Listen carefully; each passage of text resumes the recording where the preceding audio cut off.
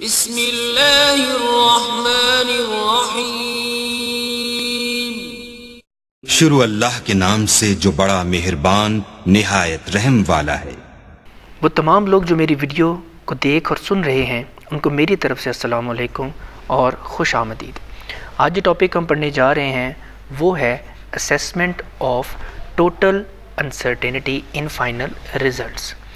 उसके अंदर जो पहला कानून हमने पढ़ना है, जब हम दो मेजरमेंट को ऐड या सब्ट्रैक्ट कर रहे हैं तो हम फाइनल रिजल्ट में टोटल अनसर्टेनिटी कैसे असेस करेंगे, मालूम करेंगे। द फर्स्ट क्वेश्चन इज हमें टोटल अनसर्टेनिटी मालूम करने की ज़रूरत क्यों पेश आई है। देखें, जब मैं कोई मेजरमेंट लूँगा तो ऑब्वियसली किसी इंस्ट्रूमेंट से लूँगा, उसकी कोई ना कोई अनसर्टेनिटी होगी। अगर वो एक या दो या तीन मेजरमेंट्स जो हैं, मिनिमम 2 और मैक्सिमम जो है जितनी पे मेजरमेंट ले लें, तो जब आप उनको ऐड करेंगे तो हर मेजरमेंट का जो इंडिविजुअल अनसर्टेनिटी होगी वो भी अपना रोल प्ले करेगी एडिशन या सब्ट्रैक्शन के अंदर, जो कि असरअंदाज होगी फाइनल रिज़ल्ट पर। इसलिए हमें टोटल अनसर्टेनिटी फाइनल रिजल्ट्स में निकालना ज़रूरी है। तो उसके लिए हम पहले पढ़ते हैं एडिशन एंड सब्ट्रैक्शन को। जब हम दो मेजरमेंट्स को ऐड या सब्ट्रैक्ट कर रहे होते हैं तो अपने दिमाग में ये बात ज़रूर रखें कि उसकी जो एब्सोल्यूट अनसर्टेनिटीज़ होती हैं, जिसको आपको पता है लीस्ट काउंट और प्रिसिशन को कहते हैं एब्सोल्यूट अनसर्टेनिटी, उनको हम ऐड करते हैं। अच्छा, उनको हम ऐड क्यों करते हैं, अभी हम इसको देख लेते हैं एग्जांपल के साथ।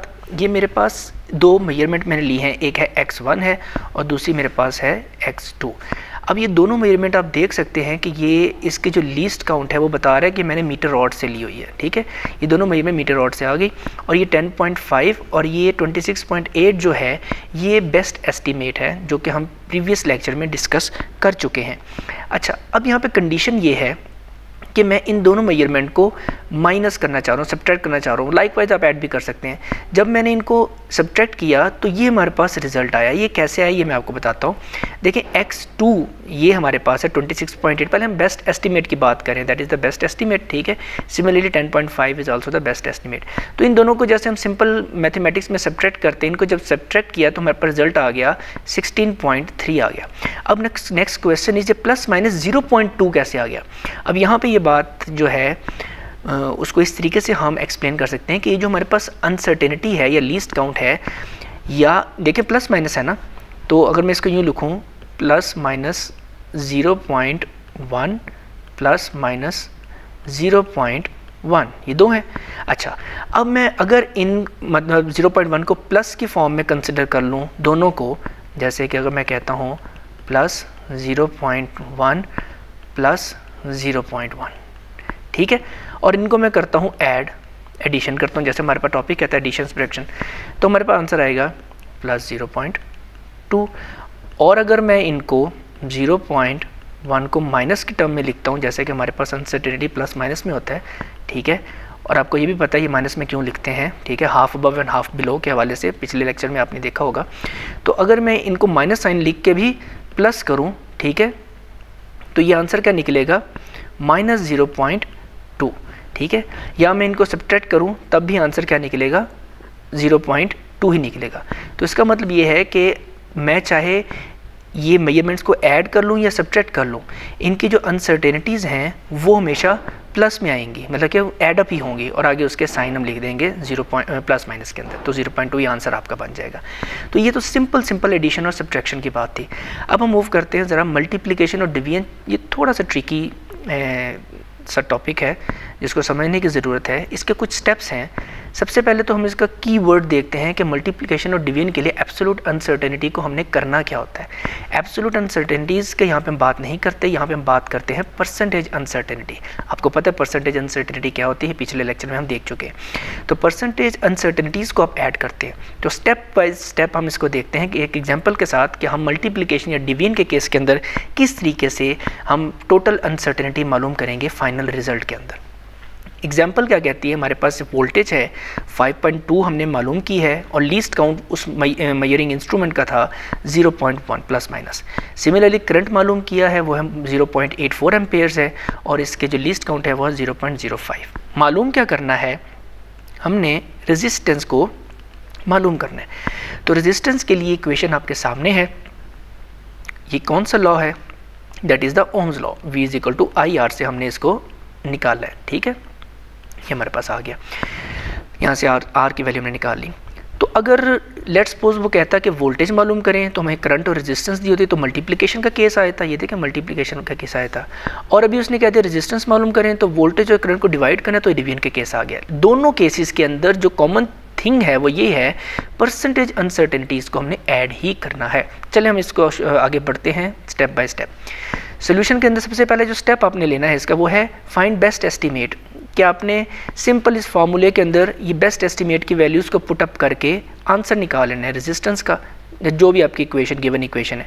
तो रेजिस्टेंस की इक्वेशन V ओवर I है, V है हमारे पास 5.2 और I हमारे पास है 0.84, तो ये हमारे पास आंसर निकल आया 6.19 ओहम्स। अच्छा याद रखिएगा, आगे बढ़ने से पहले मैं आपको एक बात बता दूं, अगर मैं वोल्टेज और करंट की बेस्ट एस्टीमेट की वैल्यूज़ को देखता हूं तो इसमें लीस्ट सिग्निफिकेंट फिगर्स कितने हैं, इसके अंदर 2 हैं और इसमें भी कितने हैं, 2 हैं।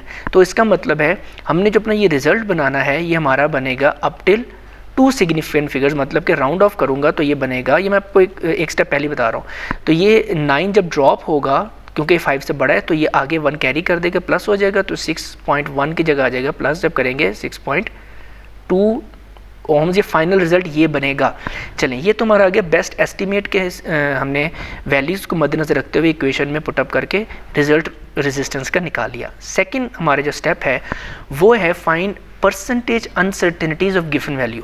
मतलब ये जो वोल्टेज है इसकी भी परसेंटेज अनसर्टेनिटी निकालनी है, ये जो करंट है इसकी भी परसेंटेज अनसर्टेनिटी निकालनी है। पिछले लेक्चर में हमने परसेंटेज अनसर्टेनिटी निकालने का तरीका देखा था, वो ये था कि लीस्ट काउंट ये जो हमारे पास है उसको हम डिवाइड करते हैं बेस्ट एस्टीमेट के ऊपर, ठीक है, और मल्टीप्लाई कर देते हैं 100 और साथ % लगा देते हैं, ठीक है। तो ये हमारे पास रिजल्ट क्या बन जाएगा, परसेंटेज अनसर्टेनिटी जब मैंने वोल्टेज की मालूम की तो ये 0.1 हमारे पास आपको पता है, ये हमारे पास है लीस्ट काउंट है, 5.2 बेस्ट एस्टीमेट है, मल्टीप्लाई बाय 100% तो हमारे पास रिजल्ट आ गया। सिमिलरली जब परसेंटेज अनसर्टेनिटी करंट के लिए हमने निकाली तो 0.05 जो कि इसका लीस्ट काउंट है और नीचे 0.84 जो है ये इसका बेस्ट एस्टीमेट है, मल्टीप्लाई बाय 100% निकाली तो हमारे पास ये वैल्यू आ गई 6% for the percentage uncertainty in current and 2% for the percentage uncertainty in voltage. ये हो गया हमारा स्टेप नंबर 2। अब हम मूव करते हैं स्टेप नंबर 3 की तरफ। वो ये कहते हैं, नेक्स्ट स्टेप कहता है कि परसेंटेज अनसर्टेनिटीज जो आप निकाल चुके हैं उनको आप कर लें ऐड अप, ठीक है। तो ये 6 + 2 आपके पास बन जाएगा 8% बन जाएगा ये रिजल्ट, ठीक है।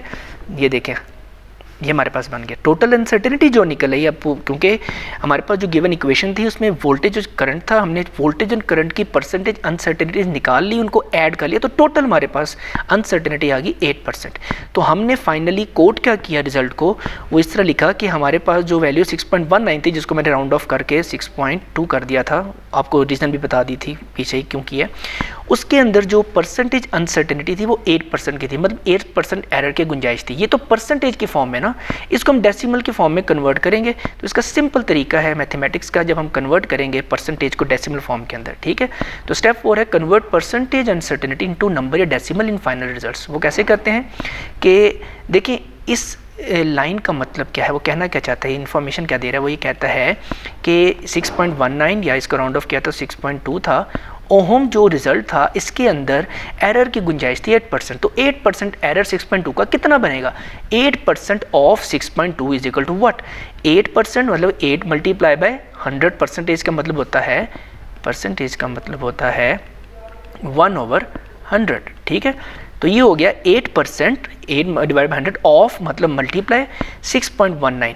तो इसका मतलब ये है कि इस रीडिंग के अंदर जो 8% एरर की बात करते हैं ना डेसिमल फॉर्म में, वो बनता है 0.49 ओहम्स। और अगर मैं इसको राउंड ऑफ करूं तो ये बनता है, 9 को ड्रॉप करूं तो ये बनता है 0. एस्टिमेट किया तो 0. राउंड ऑफ करने के बाद 0.5 ओहम्स बन गया। तो इसका मतलब ये हुआ, मैं इसको यूँ लिख सकता हूँ, मैं आपको लिख के दिखाता हूँ कि रिजल्ट फाइनल जो बन रहा है हमारा वो है 6.2। अब क्योंकि ये अनसर्टेनिटी है ना, तो अनसर्टेनिटी को किस में लिखते हैं, प्लस माइनस में लिखते हैं। आपको बेहतरीन तरीके से पता, हम ये डिस्कस कर चुके हैं 0.5, ठीक है। और इसका यूनिट क्या था रेजिस्टेंस का, ओम। तो हमारे पास स्टेप 5 यही आ गया जो हमने वैल्यू लिखी है फाइनल रिजल्ट को लिखने का तरीका कि रेजिस्टेंस इज इक्वल टू, ये मैंने आपके सामने लिख दिया आपको। अच्छा, नोट रिजल्ट जो है राउंड ऑफ हो to the two significant digits because both V and R have two significant figures। ये लाइन तो लिखी हुई है और ये मैंने आपको शुरू में बता दिया था कि हमारी जो डेटा है उसमें लीस्ट सिग्निफिकेंट फिगर 2 है, तो हमने इसको रिजल्ट को अप टिल 2 सिग्निफिकेंट फिगर्स तक ड्रॉप करना था, तो मैंने ये कर दिया। तो फाइनल रिजल्ट बन गया हमारे पास 6.2 और ये प्लस माइनस 0.5 जो है इसका अनसर्टेनिटी बन रही है और ये ओम्स के अंदर आ गया। तो this was all about today's lecture. If you learned anything from the video, then like and share this video, subscribe to my channel and hit the bell icon for future lectures। और अगर आपका कोई question है तो आप उसे comment box में ज़रूर पूछें। I will try my best to answer you। So now we will meet in the next video। Take care of yourself। Allah Hafiz।